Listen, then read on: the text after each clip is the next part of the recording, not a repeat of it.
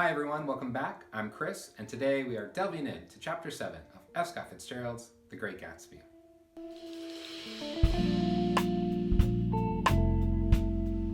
As Chapter 7 begins on one Saturday night, the unthinkable happens. Gatsby's mansion is dark. There is no party. Nick learns that Gatsby fired his entire staff and hired some of Wolfsheim's people. Remember from Chapter 4, Wolfsheim, that shady character with ties to organized crime? Yeah, his people are now Gatsby's staff. Why did Gatsby fire his staff? Well, it's obvious. They weren't smashing the like button. I would be very grateful if you could take a moment and hit that like button. By hitting the like button, YouTube will be more likely to recommend this video to other people who may find it beneficial.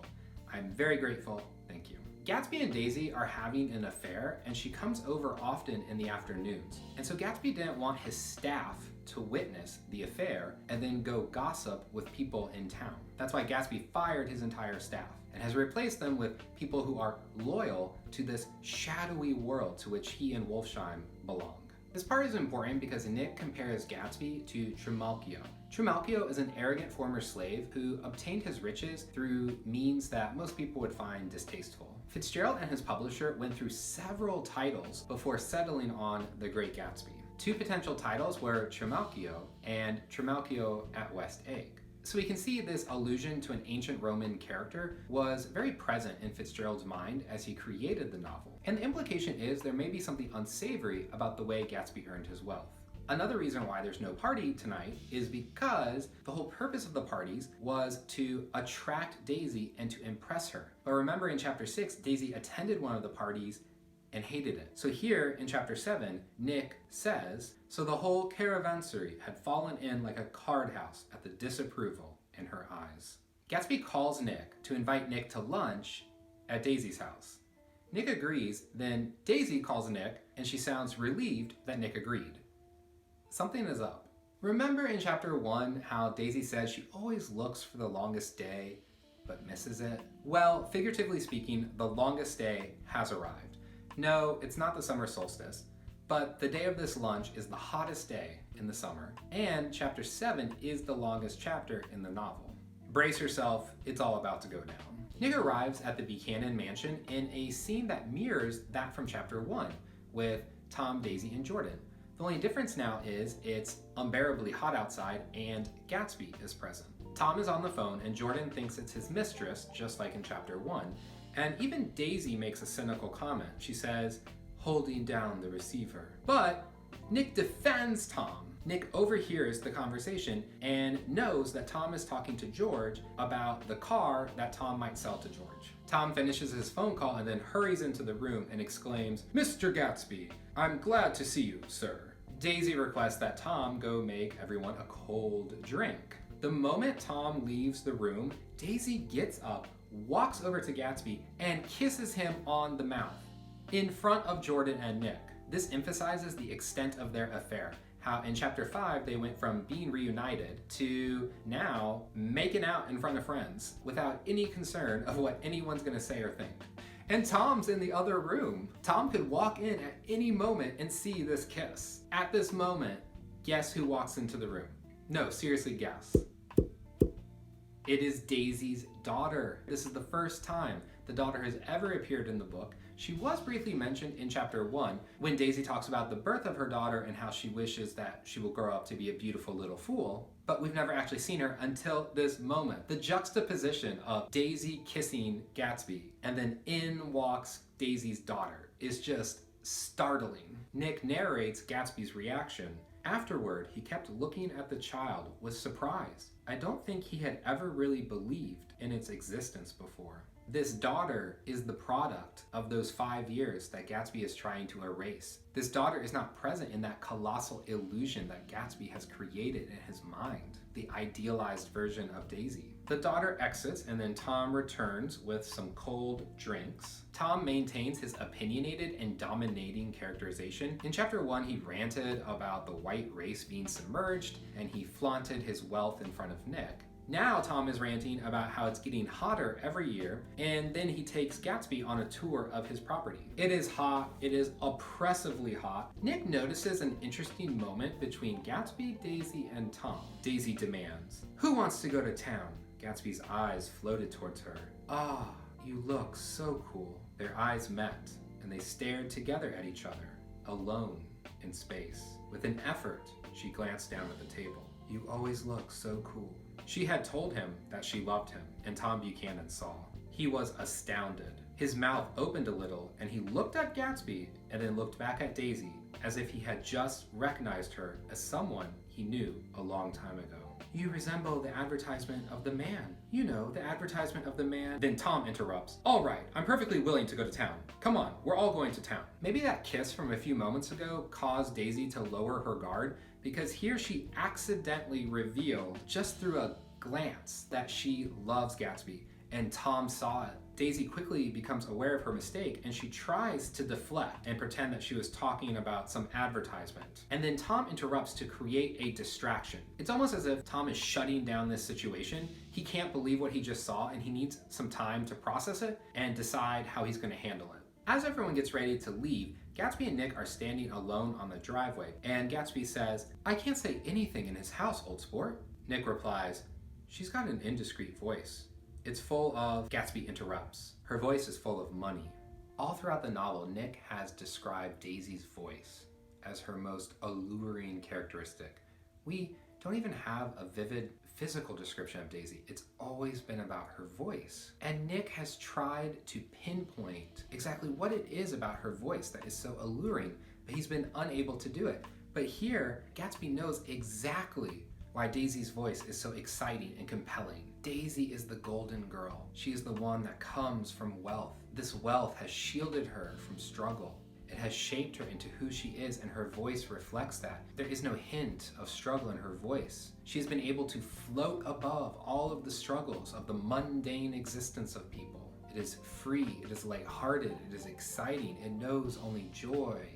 Gatsby knows their relationship failed 5 years ago because he was poor. And so if he were to ever try to regain her love, he would need to demonstrate his wealth, that he can provide financial security for her. This moment emphasizes that maybe Gatsby understands Daisy better than anyone else. There's a tense moment when all of the characters are trying to divide themselves into two cars, and Tom makes a power play. Tom says, "Well, you take my coupe, and let me drive your car to town." So it's not really about the car here. Tom is making a power play, and he's letting Gatsby know, if you mess with my object, my wife, I'm going to mess with your object, your car. In the end, Tom, Nick, and Jordan drive Gatsby's car, and Gatsby and Daisy drive Tom's car. As Tom drives, he tells Nick and Jordan that he's not as dumb as they think he is.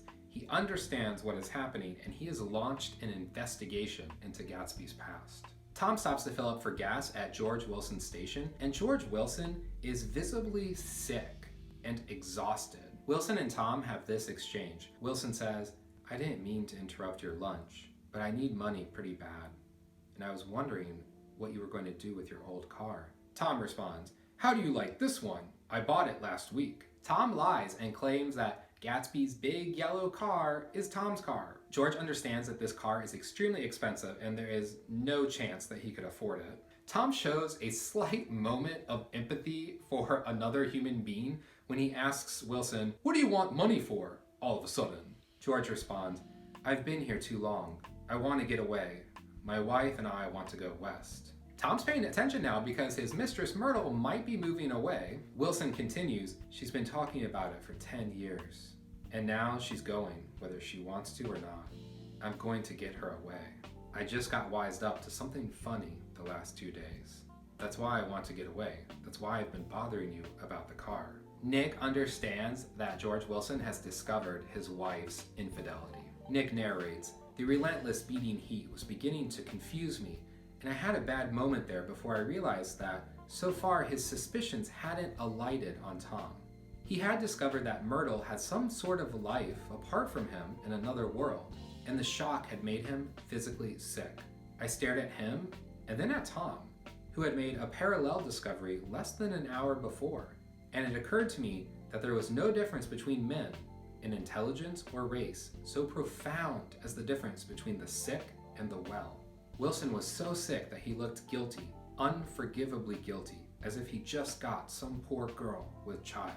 This passage is interesting because Nick is noticing how these two men from two very different socioeconomic classes are reacting to the same event. Tom is extravagantly wealthy, and this wealth has provided him an internal sense of confidence. When he discovered that his wife was having an affair just a few hours ago, he took control of the situation, shut down that conversation, and said, let's all go to the city. Presumably, he is formulating some kind of plan to deal with Gatsby. Meanwhile, George, a poor gas station owner, when he discovers that his wife is having an affair, he looks inward. He looks physically sick. He feels as if somehow he has failed his wife and he is responsible for this affair. Because he lacks something, his wife looked for it elsewhere. George's plan is to run away. Tom's plan is to fight. As Tom, Nick, and Jordan get ready to leave the gas station, Nick looks up to the second-story window and he notices that Myrtle is looking down at them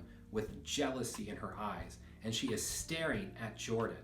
Myrtle thinks that Jordan is Tom's wife. The group ends up in a suite at the Plaza Hotel. Keep in mind, during this scene in the hotel, downstairs there's a wedding taking place and all of our characters can hear the wedding music. In the hotel suite, they open all of the windows, but it is still unbearably hot. As Daisy continues to complain about the heat, Tom says, "The thing to do is to forget about the heat. You make it 10 times worse by crabbing about it." Gatsby says, "Why not let her alone, old sport? You're the one that wanted to come to town." Tom seizes on that phrase, old sport, and asks Gatsby, where did he pick up that phrase? Daisy senses some tension, and so she tells Tom to be civil. A little bit later, Tom and Gatsby have this exchange. "By the way, Mr. Gatsby, I understand you're an Oxford man." "Not exactly." "Oh yes, I understand you went to Oxford." "Yes, I went there." Gatsby reveals that he only went to Oxford University for 5 months. And so, since he didn't graduate from the university, he feels uncomfortable calling himself an actual Oxford man. Clearly, Tom was trying to catch Gatsby in a lie, and Gatsby did not fall for it. Nick perceives this and narrates, "I wanted to get up and slap him on the back. I had one of those renewals of complete faith in him that I'd experienced before." Nick is rooting on Gatsby.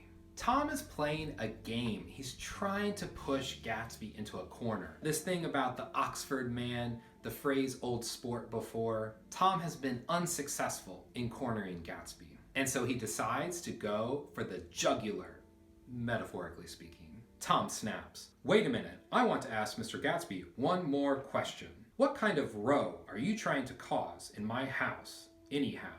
What? Oh my gosh, yes. So Tom is saying that he knows what Gatsby is doing with Daisy. And Gatsby's reaction, Nick describes Gatsby as content. This is what Gatsby has been waiting for. Gatsby wants to have this conversation. He wants Daisy to say, "I never loved Tom." In Gatsby's mind, it's best to just get this all out in the open, get it over with, and then he and Daisy can just move on. Daisy tells Tom to have some self-control, and that just sets Tom off. Self-control? I suppose the latest thing is to sit back and let Mr. Nobody from nowhere make love to your wife. Well, if that's the idea, you can count me out. Nowadays, people begin by sneering at family life and family institutions, and next they'll throw everything overboard and have intermarriage between black and white. Tom is equating his family life with the fate of a civilization. As demonstrated in chapter 1, Tom is clearly racist, and here he is saying that intermarriage is immoral. Marriage between whites and blacks will lead to the destruction of a society. And just as Tom wants to defend America and defend the white race, he also needs to defend his home, his family, from this outsider, Gatsby. Then Gatsby drops a bomb and says, "Your wife doesn't love you. She's never loved you. She loves me." Now for a couple of pages, Gatsby and Tom talk about who Daisy loves. And guess who doesn't talk during this conversation? Daisy. These two men are arguing over a woman who's sitting in that room, and she is not given a voice in the discussion. Tom says, "Daisy loved me when she married me, and she loves me now. The trouble is that sometimes she gets foolish ideas in her head and doesn't know what she's doing. And what's more, I love Daisy too. Once in a while, I go off on a spree and make a fool of myself, but I always come back, and in my heart, I love her all the time." Tom uses that euphemism spree to refer to his numerous affairs that he has had. Tom is gaslighting here. He is making the victim feel like they are crazy, when in reality, there is nothing wrong with that person. Tom claims Daisy has foolish ideas in her head. Daisy is not foolish. We saw that in chapter 1. When she had that private conversation with Nick, she wishes that her daughter will grow up to be a beautiful little fool. If her daughter is beautiful, she will attract a wealthy husband.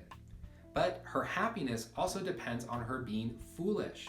Foolish means being ignorant of her husband's infidelities. That conversation to Nick reveals that Daisy has been aware of Tom's cheating. Here, Tom is not only gaslighting Daisy, he is complimenting himself and saying he always comes back to Daisy and loves her. So he is excusing his infidelities by praising himself for always returning to Daisy. Gatsby keeps pushing Daisy to say that she never loved Tom. And finally, with perceptible reluctance, Daisy says, "I never loved him." But does she mean it? Tom pushes back and references intimate moments between he and Daisy, until Daisy exclaims to Gatsby, "Oh, you want too much. I love you now. Isn't that enough? I can't help what's past. I did love him once, but I loved you too." Gatsby's eyes opened and closed. "You loved me too?" Tom savagely says, "Even that's a lie. She didn't know you were alive. Why, there are things between Daisy and me that you'll never know. Things that neither of us can forget." Nick says those words seem to bite physically into Gatsby. When Gatsby claims that Daisy is leaving Tom, Tom reveals the result of his investigation into Gatsby's past. Tom knows all about Wolfsheim. Tom knows about the drugstores, how they're just a front to illegally sell alcohol. And Tom calls Gatsby a bootlegger. Then comes a phenomenal paragraph in which Nick narrates, "I glanced at Daisy, who was staring terrified between Gatsby and her husband, and at Jordan, who had begun to balance an invisible but absorbing object on the tip of her chin. Then I turned back to Gatsby and was startled at his expression.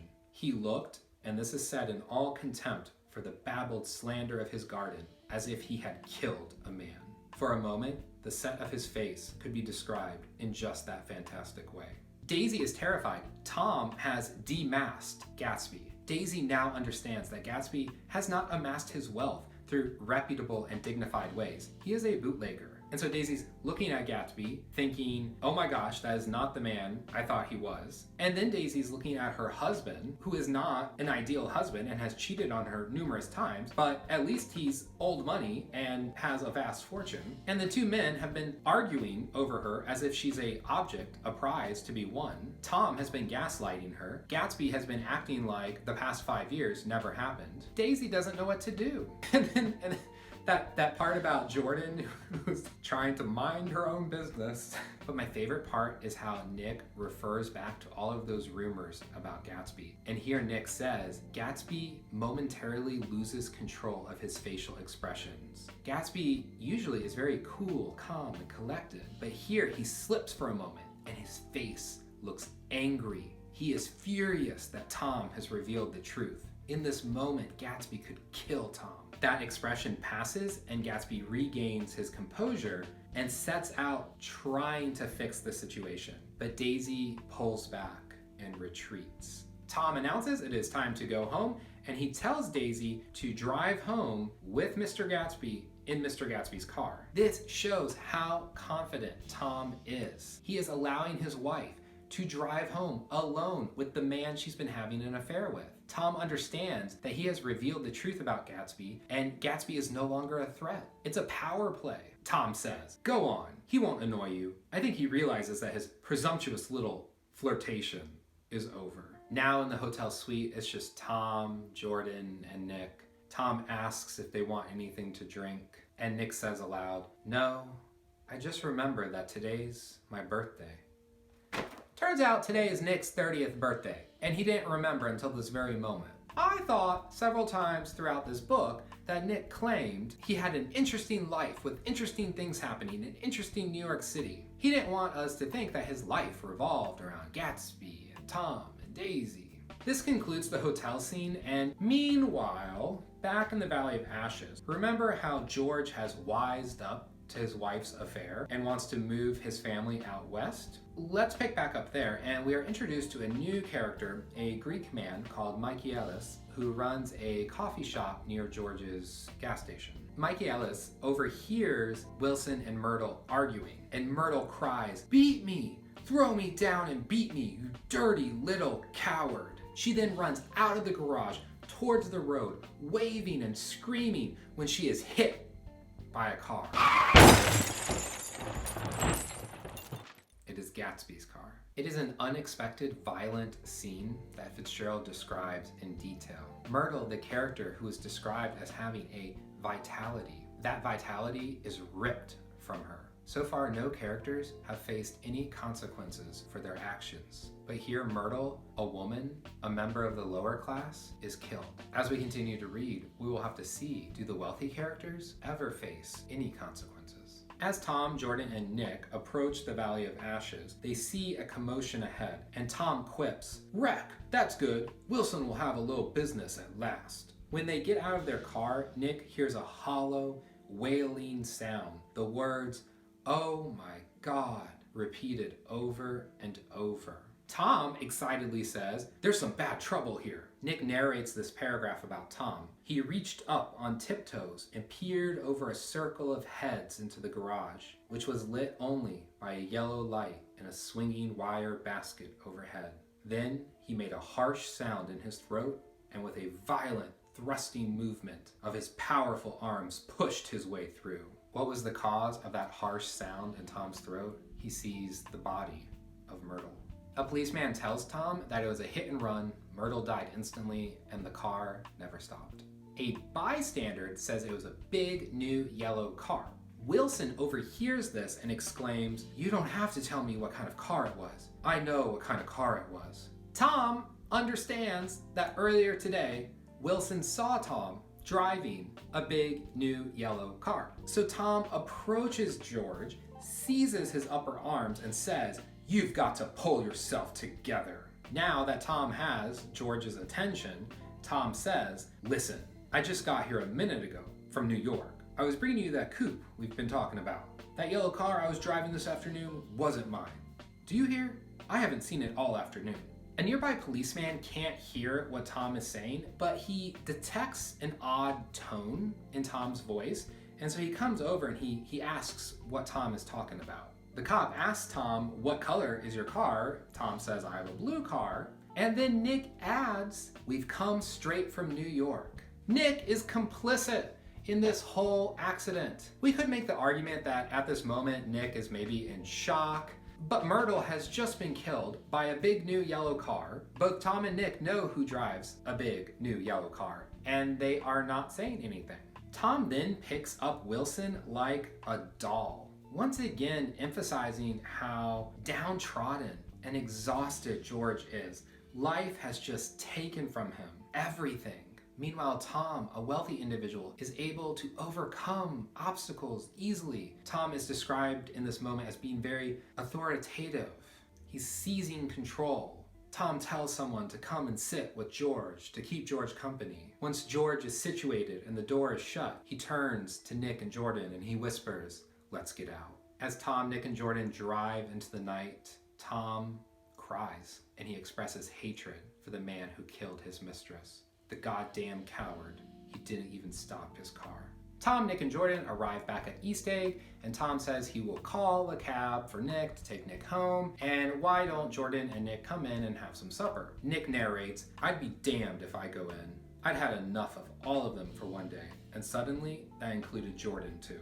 Earlier with the police officer, Nick did lie through omission, but at least we see here that he is disgusted by the behavior of these characters. So I guess that's reflecting somewhat positive on Nick's character. Nick is just disgusted that a woman has died and no one seems to care. Everyone's acting as if nothing occurred. So Nick turns to leave and he walks down the driveway. It's nighttime, complete darkness. He hears his name and out of the shadows steps Gatsby. Nick asks him, "What are you doing?" Gatsby responds, "Just standing here, old sport." When Nick reveals that the woman died, remember, Gatsby doesn't know the woman, doesn't know the woman's name. Gatsby says, "I thought so. I told Daisy I thought so. It's better that the shock should all come at once. She stood it pretty well. Gatsby only cares about Daisy's reaction and how the accident affects Daisy. He doesn't care about the loss of life. He doesn't care about Myrtle at all. Nick narrates, I disliked him so much by this time that I didn't find it necessary to tell him he was wrong. Gatsby reveals that Daisy was driving the car. It was an accident. There's no indication that Daisy knew it was Myrtle, that Daisy knew Tom's mistress was Myrtle. It was a complete accident. Daisy tried to avoid Myrtle. She swerved, but then there was another car coming, and so she had to swerve back. Following the accident, Gatsby will take over driving. He drives on back roads to West Egg. He has hidden the car in his garage, and he says if there's an investigation that he will accept responsibility and say he was the one driving. Gatsby is concerned that Tom is upset from the argument in the hotel room, and so he told Daisy he's gonna wait in the yard, and if Daisy feels unsafe, she should flicker her light for help. Suddenly, Nick thinks, what if Tom finds out Daisy was the one driving? Daisy accidentally killed his mistress Myrtle. So Nick also is concerned about Daisy's safety. And so Nick walks back up to the mansion, and he peeks through a tiny opening in the window, and he witnesses Tom and Daisy sitting at a table with a plate of cold fried chicken between them. Nick narrates, they weren't happy, and neither of them had touched the chicken or the ale, and yet they weren't unhappy either. There was an unmistakable air of natural intimacy about the picture, and anybody would have said that they were conspiring together. Gatsby had nothing to be concerned about. Daisy is safe. Tom and Daisy are sitting at the table making a plan for how are they going to handle this situation. Daisy has clearly told Tom exactly what happened. Tom is taking control. Tom is going to make sure that they face no consequences. This passage is also reminiscent of chapter 1, how after Nick had that private conversation with Daisy, and he felt that Daisy's words were a little insincere, Nick narrated, I waited, and sure enough, in a moment she looked at me with an absolute smirk on her lovely face, as if she had asserted her membership in a rather distinguished secret society to which she and Tom belonged. That secret society is created by wealth.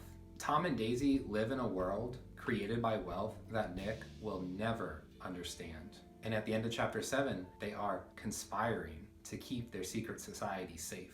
Chapter 7 concludes with Nick narrating this image of Gatsby. He put his hands in his coat pockets and turned back eagerly to his scrutiny of the house, as though my presence marred the sacredness of the vigil. So I walked away and left him standing there in the moonlight, watching over nothing. Gatsby is performing a vigil, a careful watch of Daisy's house. He is protecting her, guarding her. But Nick notices, what is Gatsby actually protecting? Gatsby is watching over nothing. Daisy is nothing. Their relationship is nothing. Daisy is sitting there with Tom, plotting their future, not Gatsby's future. Well, friends, chapters 1 through 6 were filled with humor, romance, and intrigue, but unfortunately, it is all downhill from here. I hope this video helped clarify chapter 7. If you still have any lingering questions, let me know in the comments and I'll try to help you out. Be sure to hit the like button so other people can discover this video. In our next video, we will cover chapter 8, in which Gatsby finally uses his swimming pool.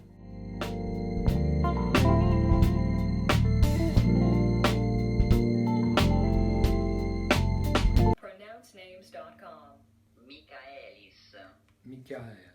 Michaelis. I cannot say that, so